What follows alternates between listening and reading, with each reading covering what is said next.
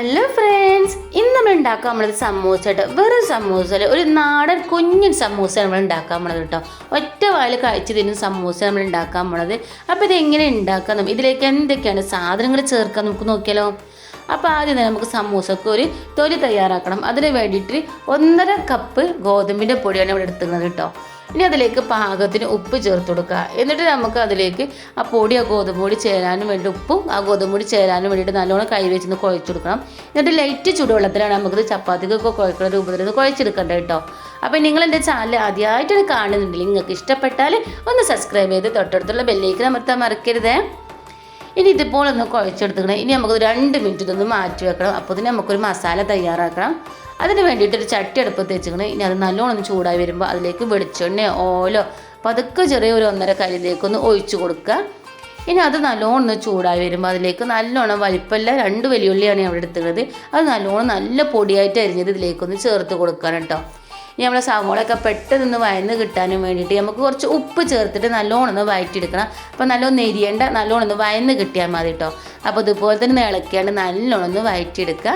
എന്നിട്ട് നല്ലോണം ഒന്ന് വയന്ന് വരുമ്പോൾ അതിലേക്ക് പച്ചമുളകും ഇഞ്ചിയും വെളുത്തുള്ളി ചതച്ചത് 3 പാടെ ഒരുമിച്ച് തരച്ചത് 1 സ്പൂൺ ഇതിലേക്കൊന്ന് ചേർത്ത് കൊടുക്കുകയാണ്.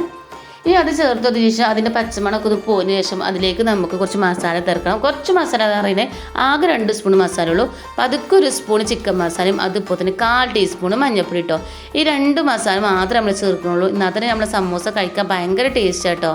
എന്നിട്ട് ഒന്ന് ഇളക്കി കൊടുത്തതിന് ശേഷം അതിൻ്റെ പച്ചമണം ഒന്ന് പോയതിന് ശേഷം നമുക്ക് അതിലേക്ക് നല്ലോണം പൊടിയായിട്ട് അരിഞ്ഞ കരിവേപ്പിൻ്റെയും മല്ലിച്ചപ്പും ചേർത്ത് കൊടുക്കുക. അതൊന്ന് ഇളക്കിയതിന് ശേഷം അതിലേക്ക് നമുക്ക് ഉപ്പും മഞ്ഞൾപ്പൊടിയും ചേർത്ത് വേവിച്ച ചിക്കനാണ് അതിലേക്ക് ചേർത്ത് കൊടുക്കുന്നത്.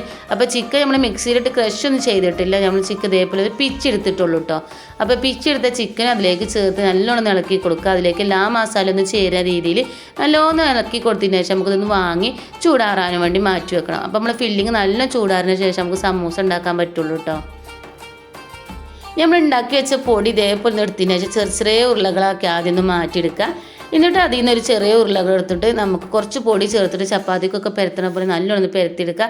അപ്പോൾ നല്ലോണം പെരത്തിയെടുക്കുമ്പോൾ നല്ല നൈസായിട്ട് വേണം പെരത്താൻ കേട്ടോ. തൊലി കുറച്ച് കട്ടി ഉണ്ടെങ്കിൽ നമ്മൾ സമൂസ ക്രിസ്പി ആയി കിട്ടൂല. അപ്പോൾ നല്ലോണം പെരത്തിയിട്ട് നല്ല സ്കിന്നാക്കി എടുക്കുക.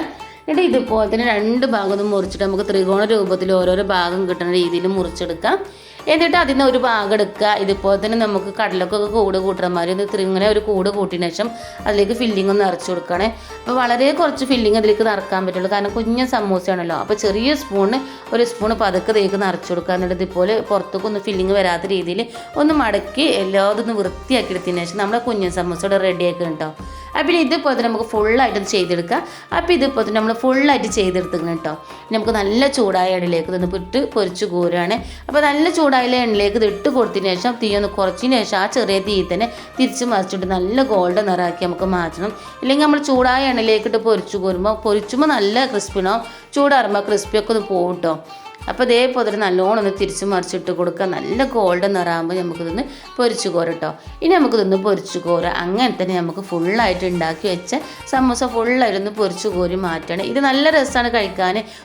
കാണുമ്പോൾ തോനുണ്ടെങ്കിലും കഴിക്കുമ്പോൾ കുറച്ചുള്ളൂ, കാരണം ചെറിയ സമൂസയാണല്ലോ. അപ്പോൾ ഇതുപോലെ തന്നെ നമുക്ക് ഫുള്ളായിട്ട് ഇതൊന്ന് പൊരിച്ച് കോരിക്കണം കേട്ടോ. ഇപ്പോൾ നമ്മൾ സമൂസ ഇവിടെ റെഡി ആയിക്കണം. വളരെ ടേസ്റ്റാണ് ഇത് കഴിക്കാൻ. വളരെ സിമ്പിളായിട്ടുള്ള മസാലകൾ കുട്ടികൾക്കും വലിയവർക്കൊക്കെ ഒരുപോലെ ഇഷ്ടമാവും കേട്ടോ. അപ്പോൾ എല്ലാവരും ഇത് ഉണ്ടാക്കി നോക്കുക. എന്നിട്ട് ഉണ്ടാക്കി നോക്കിയിട്ട് ഇഷ്ടപ്പെട്ടാൽ ലൈക്ക് ചെയ്യാൻ ഷെയർ ചെയ്യാൻ മറക്കരുത്. അതുപോലെ തന്നെ സപ്പോർട്ട് ചെയ്യാൻ മറക്കരുത്.